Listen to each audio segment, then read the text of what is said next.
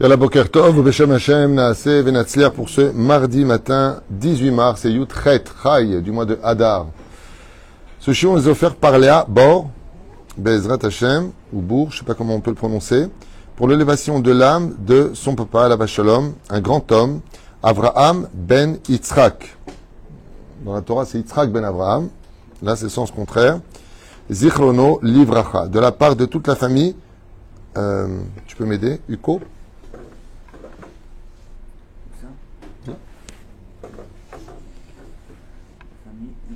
Uko. Non, je pas. Bor Bezrat Hashem, qui nous explique que c'était un homme plein de chesed, de bonté, qui n'a jamais fait de lashon hara. Vous savez ce que c'est de ne jamais faire de lashon hara? J'ai connu une personne qui, sa femme témoignait de lui qu'il n'avait jamais parlé de quiconque. Ni des gens qui lui avaient fait du mal, ni des gens qui l'avaient dérangé. Jamais, jamais, jamais. Et cet homme-là n'était pas tout à fait religieux, mais il avait une qualité, c'est de ne parler de personne. Il déteste, et je connais encore une personne qui s'appelle Pascal, qui vit à Jérusalem aussi, je l'ai jamais entendu parler de qui que ce soit. Et pourtant, on lui a fait du mal à ce garçon. Mais justement, même quand je voulais un petit peu en parler avec lui, lui demandant comment il avait réagi, tout ça, il changeait tout de suite de discussion. On parle de personne. Alors sachez que le salaire de la personne dont je vous ai parlé, c'est que le jour où il est décédé, 3 jours après son décès, il est venu voir sa femme dans les rêves pour lui dire qu'il était très bien. Et sa femme lui a posé la question, lui a dit, mais comment tu peux être très bien alors que tu n'étais pas tellement religieux, quoi? Tu faisais pas tout à la règle. Et il lui a dit, je sais pas, les anges accusateurs, ils ne pouvaient pas parler contre moi. Alors j'ai demandé à l'ange, pourquoi? Il dit, mais comme tu parlais jamais des autres, personne n'a le droit de parler de toi. Donc, tu passes. Juste que vous sachiez. Attends, c'est un rêve, c'est vrai ou c'est faux, j'en sais rien, mais est-ce que c'est possible? C'est certain. C'est vrai, hein? J'ai connu l'épouse de cet homme, et maintenant, tu dis, mec, il a jamais fait de lashon hara, t'en sais rien. Et où est-ce qu'on fait en général l'uni du lashon hara? À la maison. Devant les gens, on fait belle figure. À la maison, on papote. Sa femme a dit, je ne l'ai jamais. Il ne veut pas qu'on parle des uns et des autres. On est parti à un mariage, on n'a même pas été reçus. On nous a mis au fond de la table avec des gosses. Il est venu, il a dit, Baruch Hashem, c'était bien. On a fait du bien, on s'en fout. Ouais, enfin, tu trouves ça normal? Il disait comme ça. Regarde, si tu veux parler de ça, parle avec quelqu'un d'autre. Moi, ça ne m'intéresse pas. Je ne sais pas si vous vous rendez compte. Vous avez mis ces routes nefesh. C'est impressionnant. Donc, vraiment, c'est avec beaucoup d'honneur qu'on fait le shiur pour Tzadik Avraham ben Yitzhak, qui a consacré toute sa vie à sa famille pour que tout le monde reste dans le bon chemin. Merci, c'est gentil. Réussite aussi pour le Rav Tuitou et toutes ses institutions. Bezrat Hashem, Toda Rabba, protection de tous nos chayalim, retour de tous les otages en bonne santé, guérison miraculeuse pour tous les malades d'Israël. Avec sa permission, on citera notre ami Michael ben Rivka Tayeb, à qui on souhaite vraiment une grande refouach lema. Il y a beaucoup d'opérations qui m'ont été demandées aussi pour aujourd'hui. Refouach lema, on a prié pour eux. Et Shod Venechamot Mouratimia Gdosha, et puis surtout Elana Bat Miriam, qui a aussi besoin de vos prières, et tous les blessés d'Israël. Avec sa permission, on rajoutera l'élévation de l'âme de Shimon ben Miriam, Ruach Hashem Tenachen ou Began Eden Elion, Vechol Asher V'Imo. On commence tout de suite notre étude avec un sujet un peu hautain ce matin. Je vais être culotté, c'est comme ça qu'on dit en français, je m'en excuse parce que la racine n'est pas jolie, mais je vais être un peu hautain. Qu'est-ce que la Torah vient nous raconter, ce qu'elle a déjà raconté, et re-raconter, et re-raconter. C'est-à-dire que c'est vraiment une paracha qui est très très difficile à s'intéresser, à expliquer. Quoique bon, ok, il y a des moments, il y a des passages qui sont intéressants. C'est une paracha qui s'appelle Vayakel. Alors Vayakel, c'est la réparation de l'unification du peuple d'Israël, comme on l'a expliqué hier, dans ce cours très important qu'on a fait, où, Chaz Shalom, je ne justifie surtout pas les gens qui se trompent les uns les autres. C'est simplement que des fois dans la vie, il faut savoir contourner le problème pour mieux le revivre avec un nouveau départ. C'est ce que j'ai voulu dire quand Chaz Shalom dans le sens comme de l'autre. Enfin, tout le monde l'a compris, sauf une personne qui croyait que je justifiais Chaz Shalom les tromperies. Pas du tout. Chaz Shalom.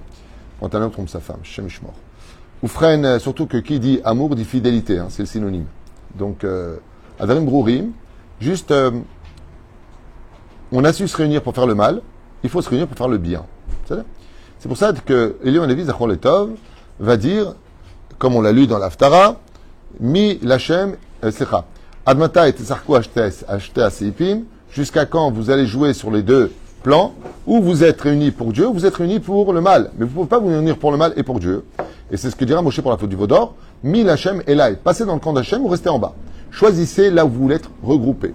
Ce qui fait que si vraiment il y a quelque chose qui blesse le Créateur du monde, qui fait mal au Créateur du monde, c'est quand on se réunit pour faire l'opposé de ce que Dieu demande. C'est-à-dire que tu te réunis pour faire des choses qui ne sont pas conformes à la halakha, d'écouter des choses qu'il ne fallait pas écouter, de réunir des filles et des garçons qui s'embrassent, qui se touchent.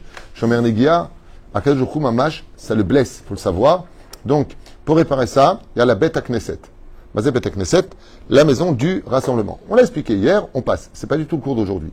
Là où je voudrais en venir, c'est que des fois, de façon très, bien sûr, je dis ça en plaisantant, la Torah est pure, elle est grandiose, et il n'y a pas une lettre qui a été marquée en vain, mais pourquoi revenir sur ce qui a été dit dans la parashat Teruma, dans la parashat Tetzavé? Ça a été dit, les planches, comment elles doivent être mises, les kelim, les ustensiles. Lama revenir à ça, Bémet. Tu vois la parashat Tetzavé hier je l'ai fait, en entier. Bon, mais j'étais au courant de chaque chose, pourquoi? Parce qu'on l'a déjà dit avant. Oui, c'est ce que je vous disais hier. Quand il y a une tromperie, on a fait le veau d'or, on a trompé Dieu, il nous a donné la Torah et ses mères avec nous à Sinaï. Et qu'est-ce qu'on fait nous? On va voir Ginette. Hein? Tarshemsh. On va voir le veau d'or. Et on danse avec lui. Et on fait, ouais! Qu'est-ce qu'il fait à Kadosh Baruch Hu Boré Olam, Ishtabar Shemolad? Il dit, ok, on va tout recommencer à zéro. Et alors, on reprend la maison. Ce que je vous avais donné avant la faute du veau d'or, c'était une maison qui correspondait à notre idéal en tant que Dieu et peuple sur terre. Mais maintenant que vous m'avez trompé, je veux plus voir la maison que j'ai vue. Je veux voir une nouvelle maison. On redonne un coup de peinture. C'est la même maison, c'est les mêmes ustensiles, c'est la même chose. Seulement, je veux renouveler. Je veux renouveler parce que je ne veux pas m'asseoir là où c'est assis la maîtresse. Je ne veux pas marcher là où a marché la maîtresse. Tu me changes le sol, tu me changes les murs, tu me changes les meubles. Je ne veux pas marcher sur les pas d'une autre. Parce que moi, je ne t'ai jamais trompé, dit Hachem. Je ne t'ai jamais échangé pour un autre peuple. La reine, la parachat Vayekel, même si elle paraît un petit peu barbante, il y a même très peu de rachis. Au début, il y en a, puis après, presque plus de rachis. Pourquoi? Parce que cette paracha-là, c'est une réparation qui vient te dire, il y avait ce que je vous ai demandé avant, il y avait ce que je vous ai demandé après. Ça me rappelle l'histoire du mec. Il était chez lui. Il y a une femme qui tape à la porte. Il ouvre. Qui c'est qui voit? Son ex. Ils ne sont pas mariés. Et elle lui dit, c'est mon anniversaire. Il dit alors, il a dit oui, Mazel Tov, ouais. Il lui a dit, bah, tu dois m'offrir une bague. Avec un diamant, un solitaire. Alors il a regardé comme ça, il lui a dit, un solitaire. Comment ça, bah oui. Tu te rappelles quand on était ensemble, il y a 6 mois, tu m'avais promis que le jour de mon anniversaire, ouais, tu m'offrirais une bague avec un diamant. T'es un homme de parole, non? Alors il lui a dit, mais t'es né stupide, tu t'entraînes, tu fais des pompes à la maison, j'ai pas compris. Quand je t'en ai parlé, c'est parce qu'on était ensemble. Mais on n'est plus ensemble. Donc, quand on n'est plus ensemble, les promesses tombent. Et cette femme, elle était mkouha. Qu'est-ce qu'elle lui a dit? Elle lui a dit, oui, mais je ne m'adresse pas au fait qu'on soit un couple. Je m'adresse au fait que toi, tu t'es toujours vanté de dire Baruch Shamar ve'aya olam, Baruchu, Baruch Omer ve'ose, Baruch Gozer Umkayem. Toi, tu as une parole. Et quand on a une parole, même si les événements ont changé l'histoire, offre-moi comme quelque chose. Il lui a dit, ok, pas de problème. Qu'est-ce qu'il a fait? Il est parti. Non, dans sa chambre, il est revenu. Il lui a offert une bague avec un faux diamant. Alors, elle lui a dit, voilà, tu voulais une bague avec un diamant, j'ai tenu ma parole. Elle lui a dit, moi je voudrais un vrai diamant.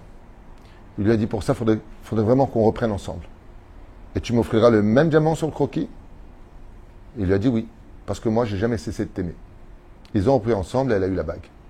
C'est exactement ce qui se passe ici. Le créateur du monde, on le quitte, et on lui dit, ouais, mais attends, dis-moi, il n'y a plus de protection, il n'y a plus rien, t'es fâché, tu t'en vas, je te dois plus rien. Moi, je te dois plus rien. Mais si tu veux qu'on fasse la paix, si tu veux vraiment qu'on s'aime, sur une étoile ou sur un oreiller, ben, on prend ensemble et tu auras ton diamant. Et le fait qu'on ait la paracha avec elle, c'est la preuve que Dieu nous a pardonné. Puisque Dieu, va chercher le diamant qu'il nous a promis, c'est-à-dire une maison pour vivre ensemble. C'est d'avoir nifla. Cette paracha, c'est une paracha qui doit chauffer tous les cœurs de chacun de nous. C'est la preuve qu'Akadosh Baruch Hu revient vivre à la maison avec son mari. La Shrina revient à la maison. C'est d'avoir nifla. C'est d'avoir nifla. Et qu'est-ce qu'il fait Hachem? Il dit, tu te rappelles quand on était là? Tu te rappelles quand on s'embrassait ici? Tu te rappelles quand tu te rappelles? Et tu te rappelles. C'est la première facette. La deuxième facette qui est très très puissante. Vous allez voir dans la Torah, combien de fois dans chaque livre on parle des maisons des Juifs? J'ai jamais vu ça. Par exemple, il y a deux exemples. Tranquillos, j'en fais deux pour pas vous prendre la tête. Josué, le livre de Yoshua. Comment est-ce que Achav va-t-elle sauver sa famille quand Israël va attaquer Canaan? Mets un ruban sur la fenêtre de ta maison. C'est-à-dire que la maison va définir que, juste avant ça, qu'est-ce qu'on a? La 10e plaie d'Égypte. L'ange de la mort passe au-dessus des maisons. Dieu passe au-dessus des maisons. Ouais. Kadosh Baruch Hu passe au-dessus des maisons. Celui qui a mis du sang de Korban Pessah, il est sauvé. Celui qui n'a pas mis de... Encore un exemple, la Megillat Esther. Où est-ce qu'on parle d'une maison très particulière? On se demande pourquoi on en parle d'ailleurs. Oui, continue. C'est un truc de fou. Hachvérosh, pour se faire pardonner de la reine, quand il comprend qu'il a voulu exterminer, le peuple d'Israël et qu'il a fait une erreur parce que sa femme était celle qui a lui donné son héritage, véchoulé. Il regrette. Il dit, qui? Aman, pendez-le. Ouais. Et qu'est-ce qu'il fait pour se faire pardonner? Il lui offre une couronne en or, de diamant? Non. Il lui dit, je te donne la maison d'Aman. Mais en quoi la maison d'Aman, quand tu t'appelles la reine Esther, elle peut être un cadeau pour toi? La maison dans le judaïsme, c'est le pilier central de la réussite d'un homme. C'est à la maison que part tout le mazal d'un homme. C'est là-bas que les choses se passent. Mordechai, maintenant lui, il a sa maison, puisqu'on a vu au début de la Megillah que quand ils sont partis chercher Esther, d'où ils l'ont pris? De la maison de Mordechai. Donc il a sa maison Mordechai. On peut imaginer qu'en tant que chef du Sanhédrin et ministre chez Ahashverosh, il n'avait pas la petite maison dans la prairie, mais plutôt la maison de JR. Donc, pourquoi la Megillah vient nous apprendre à la fin quelque chose qui, je vais dire encore un mot vulgaire, mais qu'est-ce qu'on en a à faire? Et Ahashverosh donna la maison d'Aman à Esther. Et Esther dit à Mordechai, je te donne la maison d'Aman. Vous savez pas y croire écrire ou quoi, les mecs? C'est pour aller jusqu'au bout d'une affaire. Eh ben, en donnant Esther à Mordechai, c'est Megillat Esther, c'est pareil. Pourquoi dire que Esther, elle a donné à Mordechai?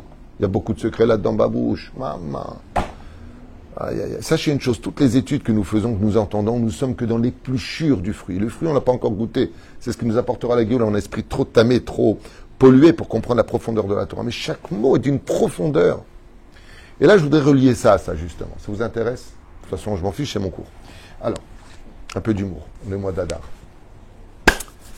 La Torah ici, elle vient nous parler de l'importance que Dieu porte à chaque détail dans une maison. Dans chaque détail dans une maison. Je voudrais vous dire quelque chose de très marginal, que je n'ai pas encore enseigné en public, mais que j'explique dans mes rendez-vous privés. Vous savez que la maison, c'est ce qu'on appelle Mikdash Muat, comme un Beth Midrash, une synagogue, comme s'explique le rabbi. Le rabbi de Lubavitch, Zecher Tzadik Vekadosh Ivracha Zchuto Yegan Al Kol Am Israël, explique que quand le Créateur du monde a décidé de détruire son temple au lieu de frapper les enfants d'Israël, comme un père qui va fracasser sa table de colère par rapport à un fils ingrat, vulgaire et insolent, au lieu de le frapper lui, lui faire du mal, il a frappé la pierre, c'est-à-dire il a détruit son temple pour laisser vivre Israël. Le rabbi dit que, il dit c'est pas grave, je détruis ma maison, mais je verrai à ce que mes enfants, eux, ils aient une maison. C'est pour ça qu'on casse le verre après la choupa, le khatan akala après le mariage, ils rentrent chez eux, mais Dieu il rentre où? Il n'a pas où aller. Il dit c'est pas grave, c'est pas grave. Quand un père n'a plus de maison, il va chez qui? Les enfants. Donc, si papa il rentre à la maison, c'est ce que dit la Gemara dans Sota Yudzaïn, Zoug chez Zacha. Le couple, quand il a le mérite, le couple il vit où? Chez lui. Shrina Shruya Benehem. Dieu il cherche à s'inviter chez chacun de nous. mais il ne veut pas déranger. Akadosh Baruch Hu, je trouve que les parents, les beaux-parents devraient beaucoup apprendre quand ils marient leurs enfants, comment Dieu il se comporte. Akadosh Baruch Hu, où est-ce qu'il est quand il vient à la maison? Il est à l'entrée, il te garde. Il attend que tu l'ouvres la porte pour l'inviter. Il ne s'impose pas. Le Créateur du monde, quand il vient chez sa belle-fille, chez son fils, chez son beau-fils, chez sa fille, il ne vient pas dire c'est moi qui payais, hein, c'est moi qui payais la maison, c'est chez moi ici, vous vivez ici. C'est choukavod. C'est pas parce que tu fais un cadeau que tu vas empoisonner les gens avec. C'est pas parce que tu as payé ou tu as donné que ça te donne le droit d'humilier. Kadosh Baruch Hu disait, jusqu'à aujourd'hui, même moi, Avdechem Behemet, quand je vais chez ma belle-fille et mon fils, pour prendre un verre d'eau, ouvrir le placard, prendre un verre, je demande la permission. Pour donner un bonbon à mon petit-fils, je demande d'abord à ma belle-fille, est-ce que je peux lui donner? Oh, ça va, hein, toi, hein, t'es pas morte, t'as bien mangé des bonbons petits. N'oublie pas que c'est moi qui t'ai élevé. Quelle stupidité de parler comme ça. C'est vraiment les arguments de ceux qui n'ont rien à dire. C'est du savoir-vivre. Tevakesh reshout. Tevakesh reshout. Si on te met à l'aise et qu'on te fait comprendre, on fait comprendre, mais des fois ça dérange. En tout cas, Dieu, il se comporte comme ça. Alors, monsieur Lévy, professeur Lévy, à Ovi, on va jouer un jeu. Où est le misbéach dans la maison? La table, bonne réponse. Non, bonne réponse. La table. Qui est le Kohen Gadol? Le père, bonne réponse. Le Kohen Gadol, c'est le père. C'est intéressant. Très intéressant. Donc, comment je dois me comporter à table? Regarde dans la paracha Bechukot Shana Rishona, le Baal Ben Ishraï t'explique la conduite d'un homme à table. La Shrina descend à ce moment-là, et chaque repas peut faire la capara de tes fautes.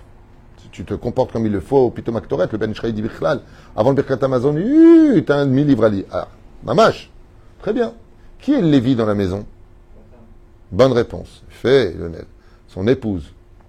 Fait. Qui est Israël? Les enfants. Fait. Où est le Kodesh à Kodashim? Le lit. La chambre des parents. Le lit, c'est le Kodesh à Kodashim. Et j'ai une question à poser un peu bébête. Un peu bébête.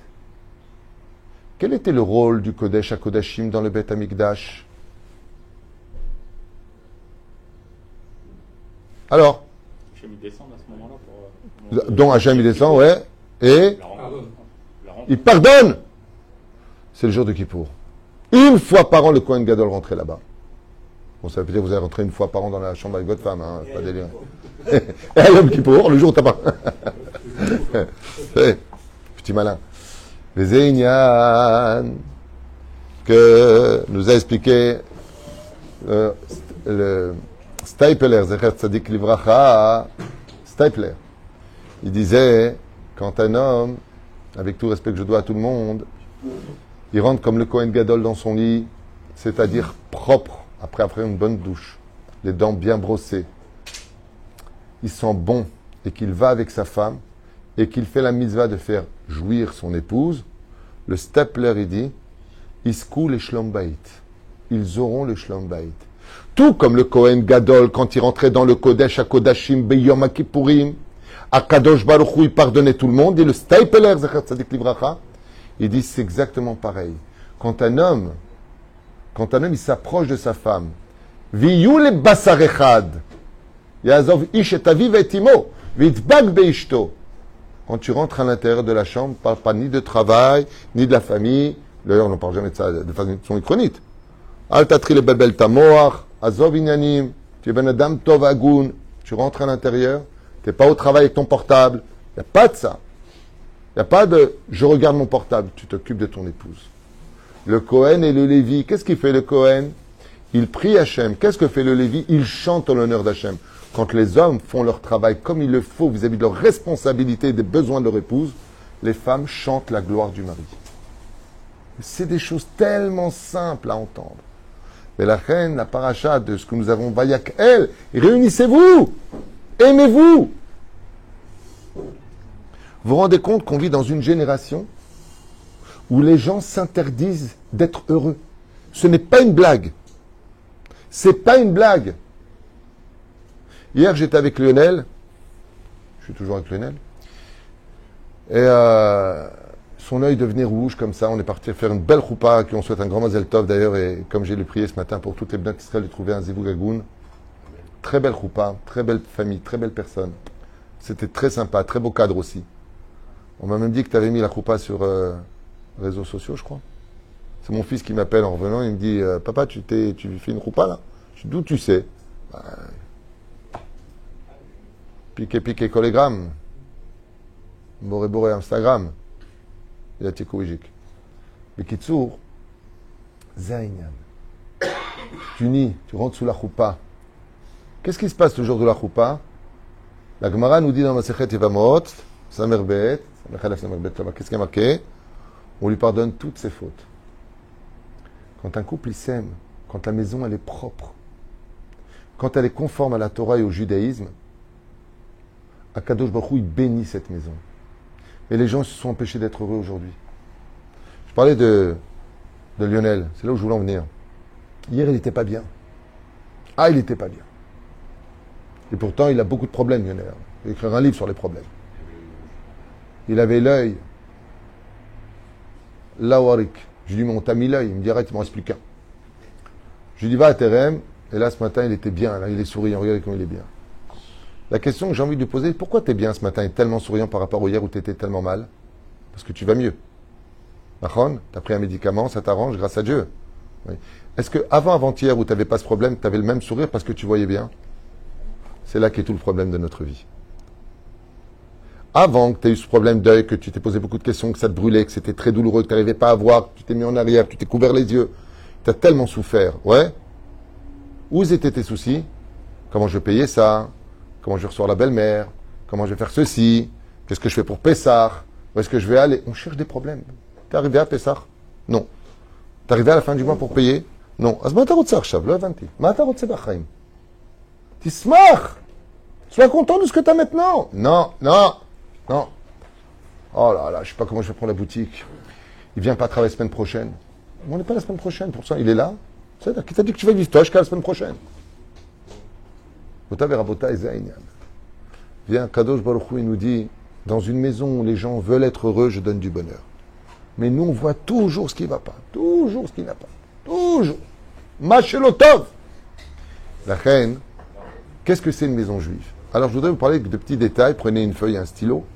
Bon, et d'abord, d'abord, il faut savoir qu'il y a des choses que les gens ne savent pas. Mais comme le dit le Shulchan Aruch pour une bête à Knesset, qu'est-ce que doit avoir une bête à Knesset? Des fenêtres. Vous savez pourquoi? Il est très important que la lumière du jour rentre dans une maison. Vous savez ça? C'est ce qu'on appelle Baït Mouar en hébreu, une maison éclairée. Quand c'est ombragé, ça attire les forces du mal. Quand c'est éclairé, c'est pour ça que la Torah nous demande le Shabbat et Yom Tov d'éclairer les maisons. Allumer, Shlom Bait. Quand tu allumes les bougies de Shabbat, la raison, c'est pour le Shlom Bait. Dans la Gemara, il y a d'autres raisons. Zachor Shamor, c'est là, il y a d'autres raisons. Aval le Ika, c'est pour le Shlom Bait, pour qu'il y ait de la lumière dans la maison. Et c'est pour cela que quand Esther, elle a reçu la maison d'Aman, qui elle était comment cette maison? Remplie d'impureté, remplie Hashem Shmor Virachem. Quel est le but d'Israël? De rendre les maisons pures. La reine vient à la Gmilat Esther, elle nous dit, tu sais pourquoi Esther elle a appelé Mordechai? Alors au niveau du pshat, oui, il rira bien qu'il rira le dernier, tu as voulu le sortir de sa maison, c'est lui qui t'a pris ta maison, tu as voulu le pendre, il est pendu. Ça c'est le pshat, c'est les plus sûrs de les plus sûrs. Aval, ce que veut faire maintenant Esther Amalka, c'est qu'on a récupéré toute l'obscurité de la grande lumière. Mordechai va t'installer là-bas parce que Mordechai étudie la Torah. Et c'est pour cela qu'il y a marqué dans le Zohar HaKadosh, toute maison où on ne chante pas la Torah le soir finira par brûler. Ça veut dire quoi ça? Ça veut dire que s'il y a des flammes, c'est pour éclairer, mashma mikan, que ta maison, malgré tous les beaux meubles que tu as mis, malgré le côté extérieur que tu veux montrer, c'est une maison qui est sombre. Parce que la lumière d'une maison, ce sont les Dvar Torah qui y sont dits. Tous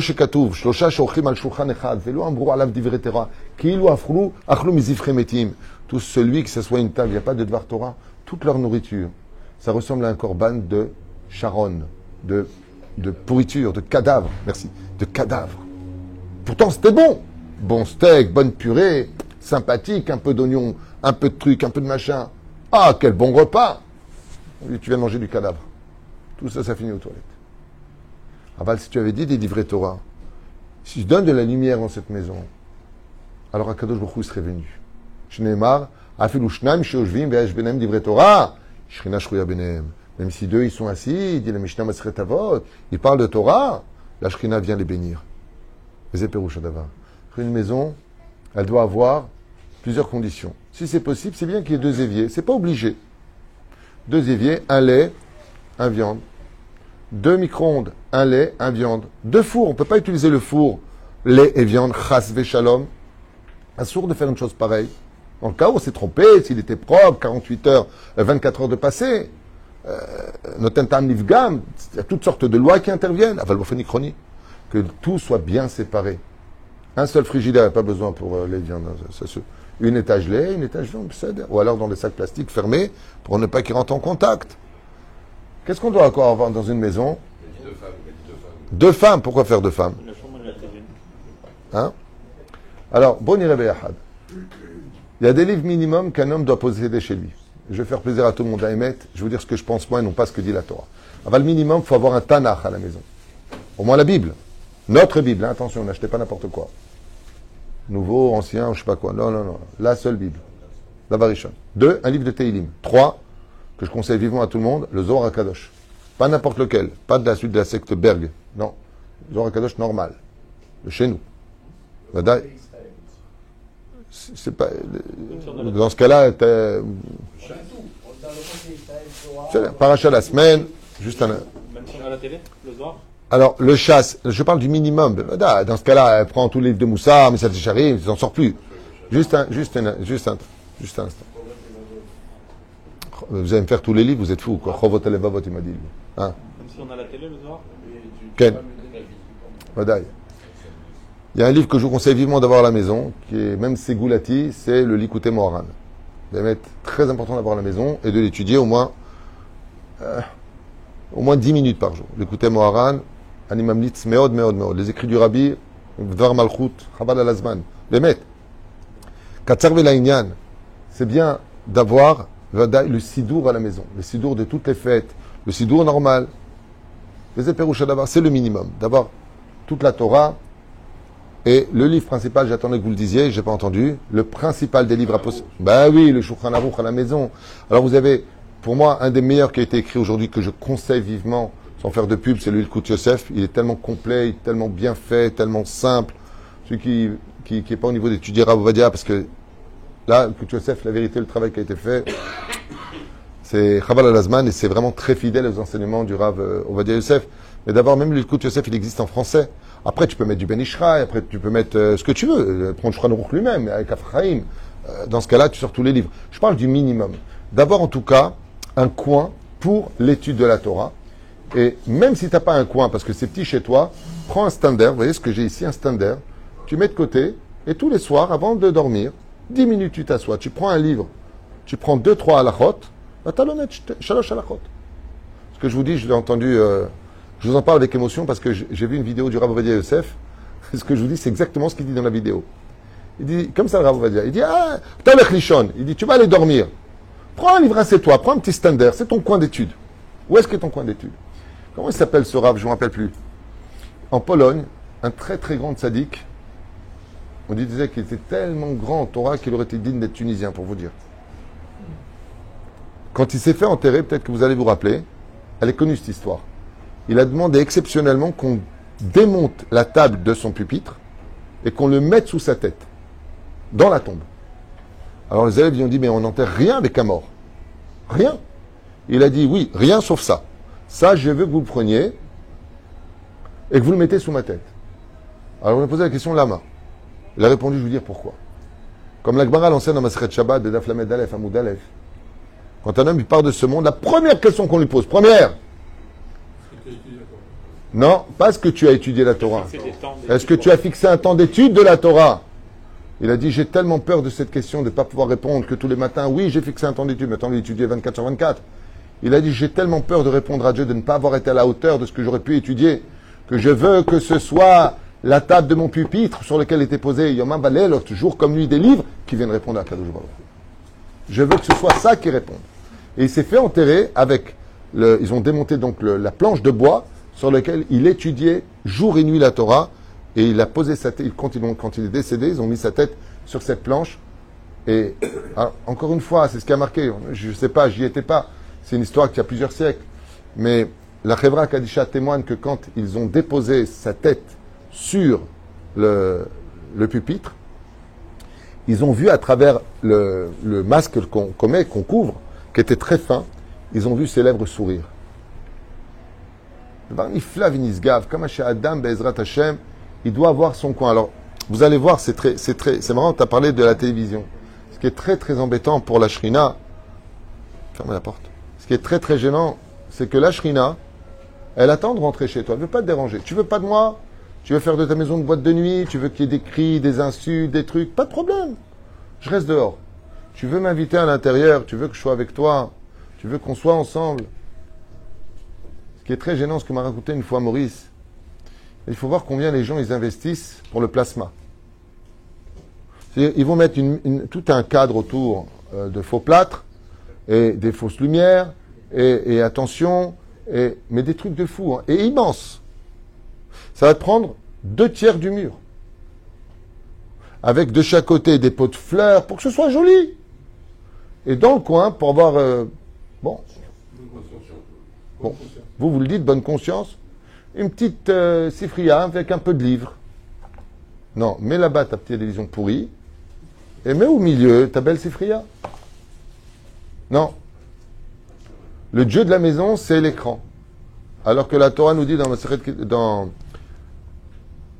Parashat Kedushim, Lo yelecha masach. Masach. D'accord? Alors moi j'avais entendu de Rabbi Aryeh, il m'a dit Massar Zeremez à l'époque. Massar, ça veut dire un masque. Tu n'auras pas d'idolâtrie. Alors le Rabbi Aryeh, il m'avait dit Massar, Zé Massar. La Torah, elle parle pour toutes les générations. C'est fait. Zé Perouche d'abord que cette paracha de Vayakel, quand tu vois, voilà, Bet Bigdei Asera, Bigdei Banav, comment tu dois t'habiller, que même le kior, là où tu vas te laver, là où tu vas t'habiller, là où tu poses tes habits, comme c'est marqué, V'asa Betzalel, V'aolia V'chol Ish Chacham Lev, tout celui qui a de l'intelligence dans ce cœur, Hashanatan, Adonai Chochma Udvuna, qui a donné de la sagesse et de l'intelligence. Vous allez voir, Ochav Akeresh, la largeur de la planche, comment elle doit être faite, Shtei Yadot, la Keresh Aichad, Meshulavot Achat El Achat, l'un à côté de l'autre, qui s'emboîtent l'un dans l'autre. Ça a été dit déjà de l'autre côté. Je suis fatigué. Il dit non, reprends-toi à zéro. Et c'est ce que je voulais vous dire, c'est un peu la suite du cours d'hier. C'est que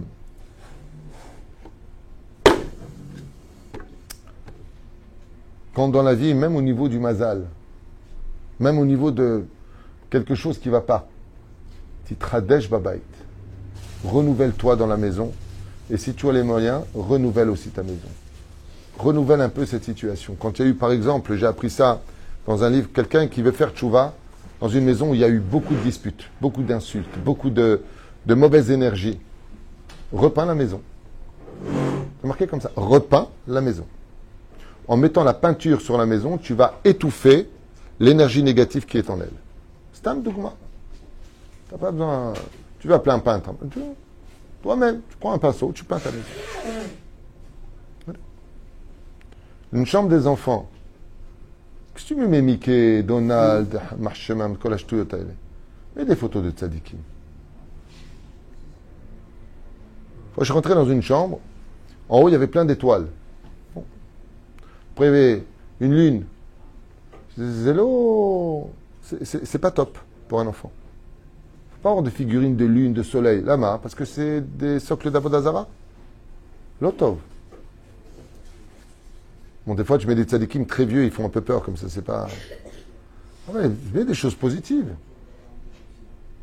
Ouais, le Hafetz du Hafetz Chaim, tu fais une photo du Rabbi Lubavitch, une photo du Rav Shteman, des Zahanavai, alors. Il y a des choses que tu as envie d'être. Dans une chambre d'enfant, oui, tu peux mettre. Pourquoi c'est permis? Hein? Pourquoi ce serait permis de mettre des portraits des... Non, je dis celui qui veut mettre quelque chose. C'est pas obligé. Il n'y a pas d'obligation. Ah bah, c'est pas interdit non plus. Pourquoi c'est un problème? Il y a un culte de personnalité aussi. Oui, mais c'est pas grave.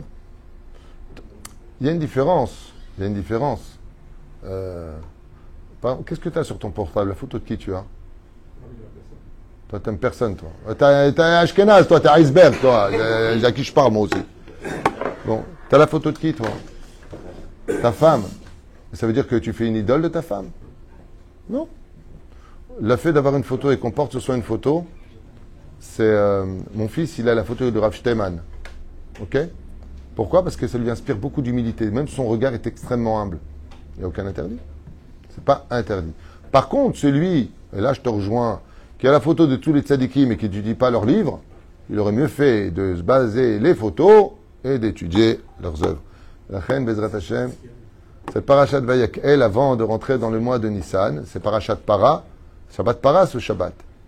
Bezrat Hashem, la reine Bezrat Hashem, il y en a qui disent d'Oraïta, il y en a qui disent des Rabbanan. Donc les femmes, ça peuvent venir écouter, c'est bien. La reine Bezrat Hashem Tzadikim, Maot Hashuv, dans la Teshuvah d'un homme et d'une femme, dans une famille, de comprendre que la maison, c'est le nid d'amour. Mesdames, Bezrat Hashem, quand votre mari revient du travail fatigué, ne lui sautez pas à la gorge, accueillez-le avec le sourire, laissez-le le temps de se retrouver un petit peu avant de lui demander d'intervenir pour vous aider. Et c'est Bezrat Hashem, il est toujours présent pour les autres. Espérons qu'il ait compris que sa priorité, c'est d'abord sa femme. Jusqu'à Yeshua de Nechamot, Ahava V'Arva, Shalom Ve'Eut.